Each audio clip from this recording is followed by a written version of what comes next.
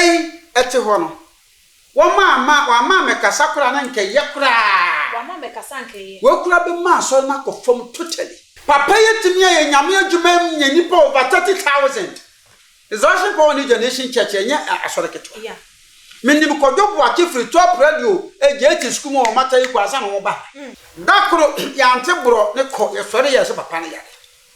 Anche ne bo na wuto munyina munim Ghana. Ena wo ma mi tie ne yo. Sofo Boakye yiri ba ye ebegina ho nan so ye kire won sore ma se papa ne yare ne abefa nso nkodi hene. Ti nyansa semo ya befa Kodwo Boakye se onkodi hene. Enya nwanwa because me ye sofo e me sia konya 2011 me ye paramount chief. Okay. Afedi ye wo ha na nsantwofo ni Ghana fo kan wasema na maami begina platform so se mo man Ghana nkana ma empo me wa so na ukunu asana ba ya na okeka kanse bebebe mama aba amaje mama wo ya amaje anche e no yare. Nyame show said ane da wonya ebre eje edwa eti yensema yede ebesomo ewo too much kasafidie yi eso na ebusia ene de kan ya won share channel ina sa won subscribe ya na wa ye ede amaye like videos na share on all the social media platforms. So basically so follow your IG page and your Twitter page so @tumagh_ Facebook and so tumagh na ebusia for ene ede de chese ensem binum ekọ eso ebinum hu ne se ehu ehia se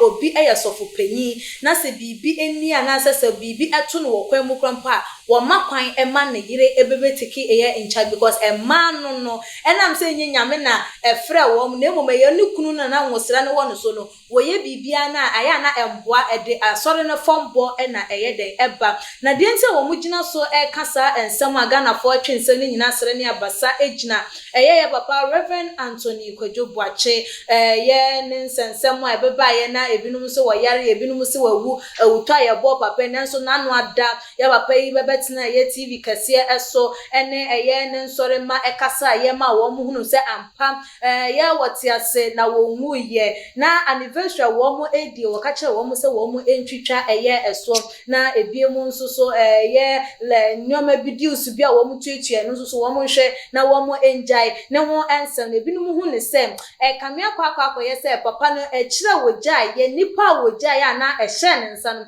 ena ma papa ne nsasi fo ma enu tie ma ne ba bonten ebebe kasa na binum so hu ne se na ehu hia se obeba abonten ababe kasa eja fanse no ebusia nse we de dodo na eka ho na ma mentwa me ho ema ye ba ya domu esuko ede amamo na mesanso ema wo akwaba ebio na mechia wo eno na jese ye body ra ensenimu a ye papa prophet doctor lawyer Eric Nana Kwesi Amponsa ewa hanomu a mene no ebetwetwe enkomodi tintini nyina ye papa computer man na nsamra ne eno no na jese monka me ho na yanchia no na yembu enwremu odifo me mo akwaba ya okodonto usi bi ni wa me adun woni usua de na aso de bi aka odi bi aka ho eno usua de odi be yin ni pa na sa me ensa said o papa de to wo no sa Eric Nana Kwesi Amponsa adesuanti prophet doctor lawyer is be professor so ababeka ho ene eja sabe obi a che komadi ni Jimmy wo se ati wona ari ko school yo adifo ya papa Reverend Anthony Kodwo Boakye ebra wo babonten a chese wo bebe kasa ye wone ne nsori ma ekasa ye no wo hwe ne nkasa ye motu se papa no still na ne ho enhyeda ento no papa bia eye ne ho hia so be babonten baba be kasa the omo ye no brofo kasa my friend said it was a hasty decision that he took. Okay, omo pre wo mo. And I said it was a premature decision that he took. Okay. So share the whole you know picture na papa no be see wa no kasa na na never tena ho no. What you say he was staged. Okay. He was assisted to come and face the cameras. Okay. Adentia. Papa ete ho no.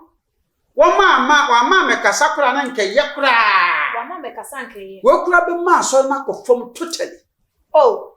Me papa me hu na na me hu no na be ma so na sorry. Ma me kire wo ha. Okay. Wo mo ye sa mo anya de kura na se bo ma me ndia na anya adwuma. Ha de me kasa pa. Okay. Papa yetimi ye nyame adwuma nye nipa over 30,000. Resurrection Power New Generation Church enya asore keto. Yeah. Menim Kodwo Boakye free top radio ejeti school mo mata yi kwasa no ba. Owa na yiri no transport na na yensusu odifuo wo resurrection. That day mu no nyina mo ware. Right. Yeah. Na baka bo mu na papa ya be head ewa. Because yesi oba to tu okere be ma. Papa etim nya bomodin ahwa asore kese awa ya toto basis. Dakro ya ntebro ne ko yesore yesi papa ne ya. Anche ne bo na wuto mu nyina mu nim Ghana. Ena wo maami tie ne yo sofu Boakye yiri ba ye ebegina ho nanso ye kire wo nsore ma se papa ne nyare ne abefa nso nkodi hene tie nyansa semo ya befa Kodwo Boakye se onkodi hene enya nwanwa because me ye sofu e mi si akonya 2011 me ye paramount chief me da paka mu edu tama me na na begu nsa no magu so me ye me nyama adwuma you come me kro ma me ko fa kare ka mo me ko frantoma da mapaka em kasa afedie ye wo ha na nsantwofo ni Ghana fo kan wasama na maami begina platform so se mo man Ghana nkanama no empo me wa so na ukunu asana ba ya no keka kan se bebe mama ba amaje mama wo ya amaje anche e no yare afewi a chi e bo na wuto le bisu wawu afedie de obi a wo si wukunu wonyare no baba beto na adwuma so no okodi wo hene na afedie ya Kodwo Boakye e no aba besi wei papa enim so eni patuntum adani kokko ono so wansra kreton wansra kosodo mpo wansra bibia oba ya Kodwo Boakye enim no na no fa se be achia Kodwo Boakye kasa ne nsani fa na ye adwuma benkum ni nyina da no no de kasa wiye ye utie Kodwo Boakye kasa ne kasa ne no no so timu nsa papa no obre Yesu ntimeti asemi mu yo Kodwo Boakye apa ko be sori Yesu ntimi mu yo ye Ghana foi me na ni yo Kodwo Boakye ko be ye sabe ametie yi no senti mi na papa yi atro fo ma na ebisu wawu bisu wanwu yi na nipa hweso ba sori kakra na nso se wo hia na basis Bible 30 na ebu okura be hia nipa 5 na timbu okura nipa ntim na je se bere wo yi ni nkaso maami yenu kasa nye de kasa kire nso ma na ba heart Reverend Tony Kodwo Boakye so ye na sori no se baby a wati asori branch bia no be 60 branches or 200 branches no edu kwasia da mo de na foforo no asofo no nyina mo no mo nhyiehia kwasia da mo nyina mo ba asori won so administration nya ye no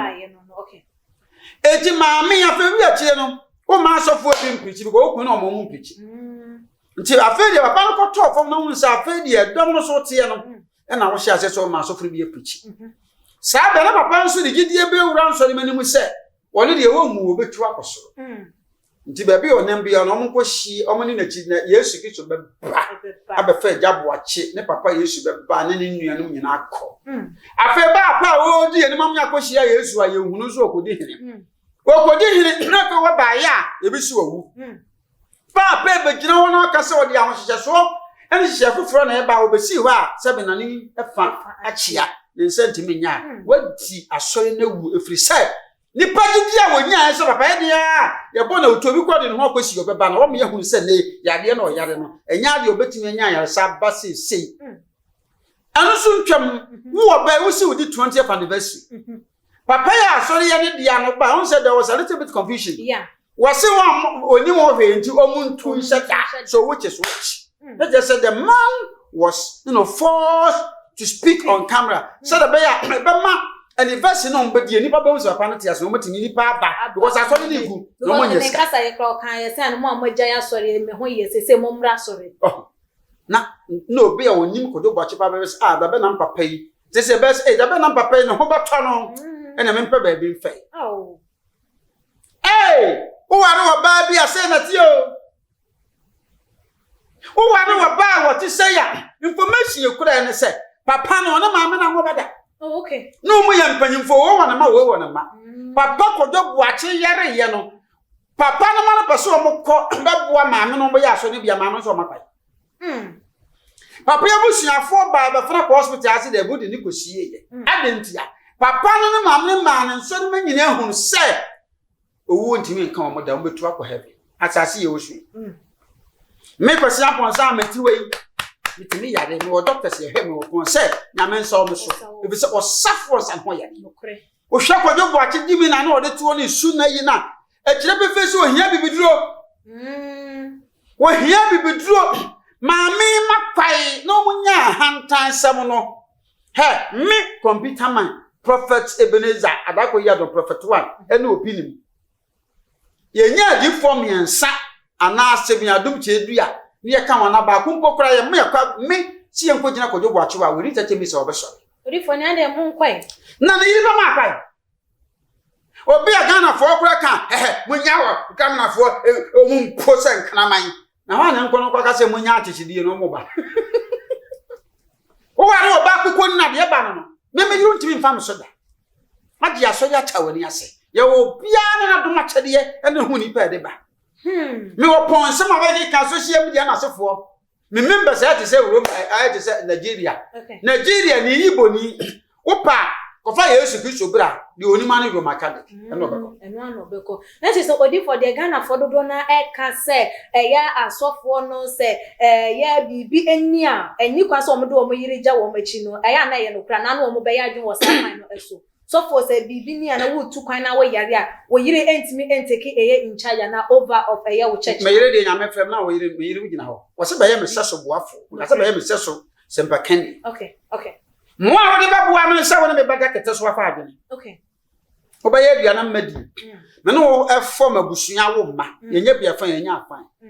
asori the administration purposes no ye were elders pastors deaconesses ye were deacons ye were ushers ye were instrumentalists and singers so bani de won kam bia me fa na betra platform so okay oba wo ni mekofo ne ti but oba betra platform so it doesn't make sense na asofo omoma omo yire no ntina wo mo nchen ne ya no omo yire ntina wo nchen no ma so ne ko wiye sai ekoko wiye se so ma wo yire ntina ma akuofo num ma bibi ho no te obetensem bibi chi ya wate na bi no makoye nkomnya kakraka na yire akosi go na ye na otumfo kra na how many times so na yire tena se na be no se Pentecost so for the platform so na yire so the platform so bi ka kire me ande kan hu ni sa press bi hu ni sa chichimi wa bra wo yire afre no me yire menam airport na wade me bihia onko bible school so fudie bibia hoda nti platform no obesi so openi ni anasa ne se so obebua me abua me kata so ne bua me ofie enya sore de oh what are you talking about obesi me chie jameyire so fu bia bele bi no odi ne birthday so ko be sister ko gu aton safre ko ya asofo odi no wa ye nkoda wo se me yire ne be bom pai ma na me man bag so na me se kwase ya pan ni sofo ensa papa ba wo yira da nso anado ni an wa ye nkwase afo no obi ama na bag so ko ene sofo na soro ye gija ebi ni Kodwo Boakye yi no ye betime gina so ka say ye maami ono na ma papa na soro no me se members ni bebre ba ye ha mo se maami na numa asem nye de o timi tufo mo mo gina mo ka e di nti ni kun no obi o yara o se mpato mo amagya soro nyina mo mra yes maami ni su ni ba na nyefe afa na ben wo so no maami wo mu nipa medi ade sikapa mempa no obi o katre nim che nyamsompa ha ye kwahia Yesu hallelujah su da na do akobọ dwaman ene me meyi me no ma mo se me bo dwaman mo na me di a wato pan hia ene ebu pa ko be hia di bubu kwa ye de obi be hia o mo ye mo ye nya asare sa me hai mutukaya me wo ha Sundays me preach week we the 2 weeks e bi wa de no so na so for me preach camera down so live me propagate no ma bi won so le menum say me ne wa na jese Kristo ni anya sa anya uni won so ansori ntimi nye na no Friday me ko mikro ma yiye won mo ya sorry Friday no eye council Saturday eye sorry Sunday eye sorry Tuesday and am ba bedu ha Wednesday muto se dia sorry ntia no nti yese me ko mikro ma me ya kwasi nyame nti won wa difo no nti won bekukuru ho no matofom okoka yese computer ma de obi a no de ne ho agim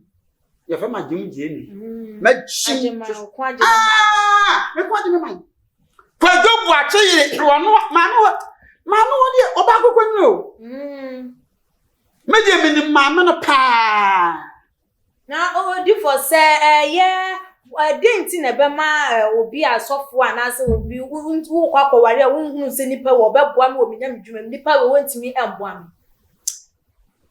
na atenka wo yi eni hwehwe mu anti mo de atenka na ekọ ade ba na ade gumu yo tu na kwagi ba ko na so dem se kim lu ba to dwom ante sofo po maye miye drive to what kim Zadi ndu so a wo ko hwede hwe ho konkro na chira kwa wo ba bia sigapa ko de kwati ni de wono na asa asore no na asa asore edomo papa nyaye na sabere kro abafa papa wo de hwese obi a wahwehwe obese obedi anniversary yeah we na Ghana for ni wiase hunu se confusion of papa na ere no na dodo na eka because ba na sen na senka obi a waja wachiri dodo na esusu se bia waja wachiri ama woyere na sa woyere be organize anniversary oba abonte be ka se mubu me se me ye penyi ana se me na meti asori na munti de make na afedeti na no kra onwa no kra twemu a no mo asori na mo mpon yi o papa no ka se we ya pon monko obi anko enso se no mo asori dem na ma me ni nyeshira so. That should tell you, say, almost share them, Marco, do watch a cassa, be a 20th anniversary. Oh, yeah, papa and mammy. Because as a papa cassa. The intimate can't come, music or person of us with you. Mr. Kodwo watch it, you're doing a parboni, I will be drew. You will not be able to go. I caught about 12 a jagger beer. I will be drew me and I'm training you. Oh, power, you're going to know, Pam, for you to do a cup of panel. 3 days ago, and so you can't answer. Na me de me wa na me ka tete maame asante fo ye ware ya busu yen na se me be ware wuni no wo se ahwe busu yen na wuni no wo se ye je so maame no papa se wuni no wo se na ka wuni no wo se adon sa ka hu ye se wuni no wo se o ma nyesi ansa na ye wo so mo ye se o mo ye wo ya nyesi ansa na ye wo na wuni no wo se me di wate eji wa no nam ho ndime no me catch and say, a dog na adwin se me ma me ba mcho be pam no sa da no fa na ba yenko ko metim ma waro na me jam nsore ma ho be bia catch and so ba so won tin anim okay no ni nsore ma nya ka me gosi ye die bia ye nyam na ejina nsore ma so wo kura odom se de na aba ne nkonya ne guwa wa don timi nyachu e bi se Kodwo Boakye na ne yiri kwa nkonya ne guwa yo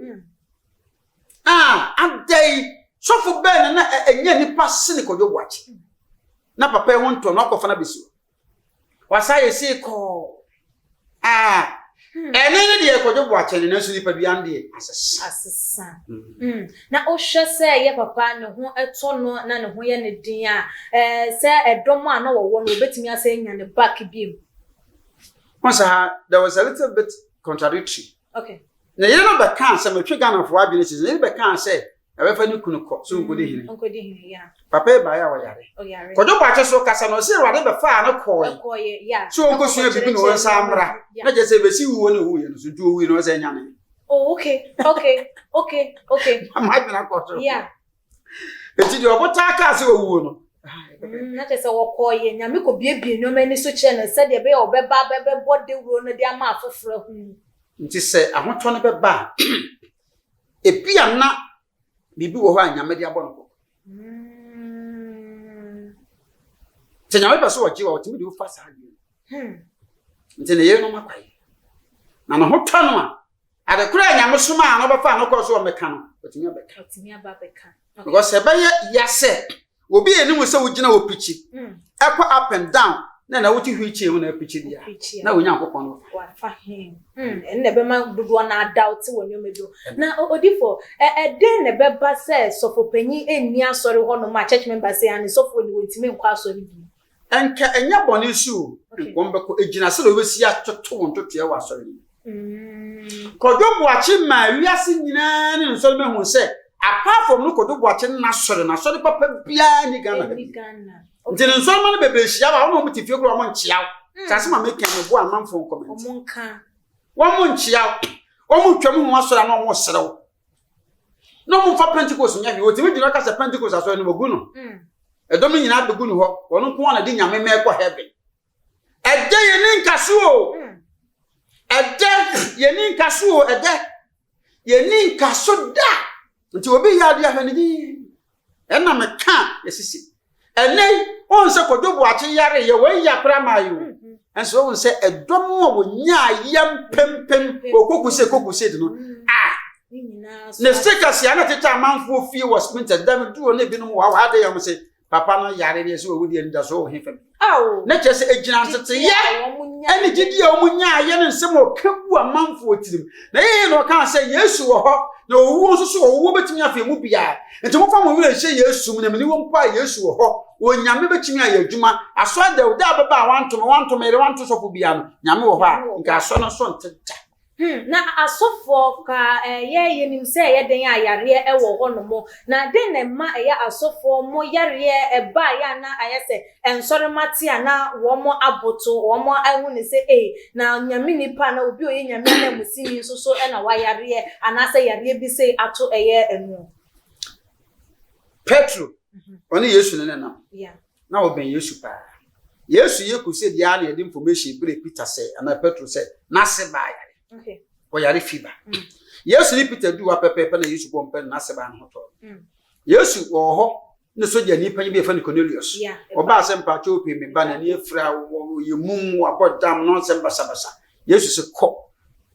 I'm a back. But there be a seminar of Cantino, Macoquan on the Banamoto. So just say, Yaria, oh,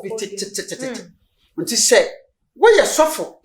Now we don't sorry many more. One more said, a tray area. Okay. Jemere kutu wo empompo pompo boni koko ewo ho eni fra ho yefo yare stroke ho na onyankopon ko an yare safo owu nso wo ho a metim yewu fato nso menti me nso ba eto bi na meduna me se da wo de me yefo yo yamba to metim pichi so fo as me sim pichi na metewa nti bo se me mpon no me nya adura no bo se na nso ma ba prof ho ato na uyi okay na mo me jira ka se me yare ntumi me that proper pako di yokogere no ona bo se ti afi wo ho okoso a wote totrobento po pem zim ntim Kodwo Boakye o man so me no se biti ebi kura na wo nkobi abofo be so to no obi a okoku se di ase ne ye yiri kire pe na so ma obi afa akonya no nipa be 30,000 lion just Kodwo Boakye nyankopon oba be memene Ghana bayifo nyina na mo gena ne sida bia wo fa na no nkumu da bia ya odina no akunye da bia wo ni sidemu ni betwe bolga ni ebetwe se bolga leader no yire ne ma kwada am de mo nyina meku no meche yesidemu ni atan no aho won so betwe say ye kan na kaji o se na ka krochi wo so so na ntimi re Udi for now can assessing. The American say, what's for if I'm costing you, say that. Because one can no fun to. No, one can the Panay, I was in a tray. So begin on. Utin Secosia, we could see. Wait me a general picture saying I'm a male, and so not a Cocodia crab mail. And Cocodia mail. Yanni, who say, I say. Now, we comment, yes, don't compare yourself to Reverend Kodwo Boakye. No, Jimmy. Kodwo Boakye oni hwene musu mini hwene one time musu men time oni oba musu wonyenye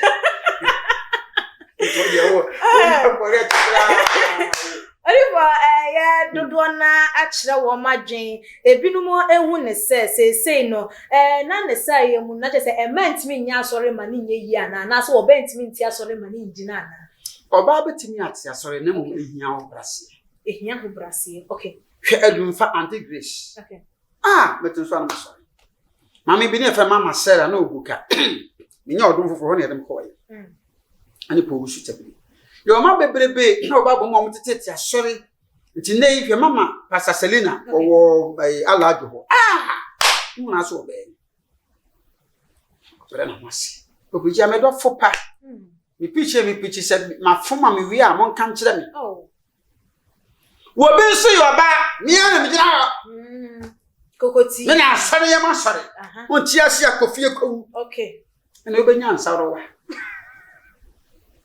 so mo wo sika papa bi ba bo nyame adwuma na bi aka won aso wo di wa hantan na wo twe ene o wigi bi a wa sha office ye huru bi da ano pancake a wo twe be di wo matam dia eye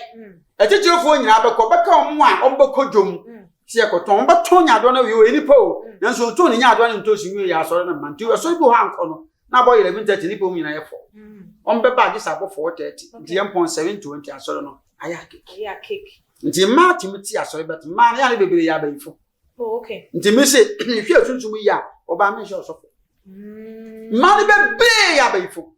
ahantan hwe enti me ba wa me ka kan say wura me sofo media no pato pato se media ma nya wadwen se be sho sofo da go sofo die no won ka ho wo ye member wo ye meyere nti ade so wo sabio se nyame eto nsa e de frɛ wa wo gya wachi de ma eye elders ne deaconesses no wono oni eye se e wa asori no mu ana wo la ma ye de ate won se me firi mu na nyame honhom ti se obi opeso bi di asafa no so okay that is my way ade se enye wo be betu se ye pewei ana sese na obetu so ade wona me ti asori da me busuafo ntimi se me santeni yeah asori da ka ka yi nti baba firi obetimi apagya de sika aso se regoji kumase nti maye we na to se ewurade eda bo nsi mafiri mu se kim ma hon konkon e de se pentecost ensane nsi de obetimi ho asafa so nti ye was 7 member committee oho okay so executive so ha ye apa wo na ombetena ase omo wo sunsun aniwa na ma hwe sunsun se say ni pele fatase nti me de church no de o di ka se mi fere ade ha wunim se me si atoto me no wo ha nka won ase bisa na che se abusia ma betimi ati asori ama na ye yi o nanso so aya na ehia ho brase se de be ya nyame ahode ni betimi esane a time nti na che se ebi de be yi ha se de odi for kan na che se no ana shase na ne e Holy Ghost fire be tons no ala kuba ho na tu ya be yi nko wo tuko wo tusa o kan che tu akwa no no na ha ba da ho be 1 year ni sister bi oyodifo ba ma ba ya sori ha ho wa wo na so afi kunkunu mu ma asasi nye ko wo nanim me ma mi amka se nam se munye ko mi awrade na me ka se me wodifo ba ne nyame sunsuma tie se me so nyakopon akasa se obi e wa bi anyi 50 Ghana fan bebo ma wata na mfa ba am de ball to pew na mfa kwa head wo yare ni pam pimpi na ma 50 Ghana na so for 14 na so kwa na yebo ni 50 Ghana oye yakọ Odifo ye de yankoma no eba eye na wie ya enisa afutu ben adebema asofo a chese womo ene womo yire eye nyamedwuma a ohu ne se woni wono ma na yire na wo ho bibia wode ahye eye na yire ensa se woni wo ma yate asese eye wo sofo ne nyame efre wo na wo yire enyina wono nti o yire eni kwankwa bo so ma ne tena eye ota ne so ebie ontena mako emu eno no afutu ben adebema eye womo ne wo enya dwa na wo monte wo nchire mu na no chiremu ye efa momo ye meka se di nkai Kodwo Boakye Anthony Kodwo Boakye ra wo hwe me ma me waso wodene ma ko ye nyira bibiduro okay so ntia se na de begina osori wadi matem a mfa beef no ye be hase mo so de mo dofo nti be ma beef no e betra ko echire e betre e di akọ nti ma me bra ho ase papa no so ahia bibiduro Kodwo Boakye abusuafo mo nsore nya sa papa no e be ha no mini Kodwo Boakye ye hye nyame adwuma se ache o top radio ena wa bra etim Kodwo Boakye usuafo mu sori afere ye twato mu a mo ya asori a me na me yire ena me ni wa me yire hwe machi mu nyina mo ya nkwasiafo mo ya chimifo papa me to sabe for what wo nyame afra mpanyimfo wa asori mo dum wom wo jimi titi Sunday school fo bi jimi titi kwashes wo do wachi Kodwo ayire na me ye frɛ wa man churches no nti mo amopon ya mo na mo yire ne mo mpan na ka sika no mo nye very careful no mi asem because awade entimi nkwa nkosi awiye ne mo asori die sensori mane wo mu a ya kwada tete wo mo Sunday school ne ba ko oba ba dikin okay Sunday twom ne bo dikin to bo se tete ne ba bo ye no ko elder no ba bushko ba pastor no kwa no ba reverend wo di mu ano ba prophet no ba sa no kwa etimunya mochi ma Kristo na nkasa mfa nyansade antu nyina munya asai moye no apompe wonto se de prophet adum che bi aka ye na moye twitwi pancake atititi platform so enkomnya moye titi so yi enkamana na otumfo ne ahemfa kase na computer transfer moye no madane hema ne buo jeji be honhom hyehyehye yensa ye mma wire bi setie ne ye nti se wo yiri fi platform so na wo kwa na dwobele so no beda na nyame ampata de mo wire bo hwe mu a nya bi na agbo munya jimi no wo dia wo sofo aso wonti ase ne bra be soso platform no nyame de ma se gina so na osofo na e elders nya asoro wo so na ase wo so yire enkonkotena so na wonko bonipa na wo yire ntia wo te platform so no fine kwa na ode ehuru ho quotation ya wo bu se asofo yire quotation ba kwa wonim preaching ni kunu be preach we de wonim de waka won se no yi no fo so ne re kam ya to so na no fo nya no fo ketwa ade na mo de no fo e ma yesu no masa from 0244 57 1050 Boakye we jaja she wo from prophet controversy am mfa ho wo se me fake am mfa ho maka no kure de wo mu nyina se e wo enter for ye na da chi bi ne parliament amen so pe magiatu wona ho na go se ndi druwa edru ai me ma de on ne be wo I was young for and I didn't come to channel AC. I didn't share a fan no one also for bra ever to your comment section. Like your videos not share on all the social media platforms as media and the Ekia Sikapa Makram.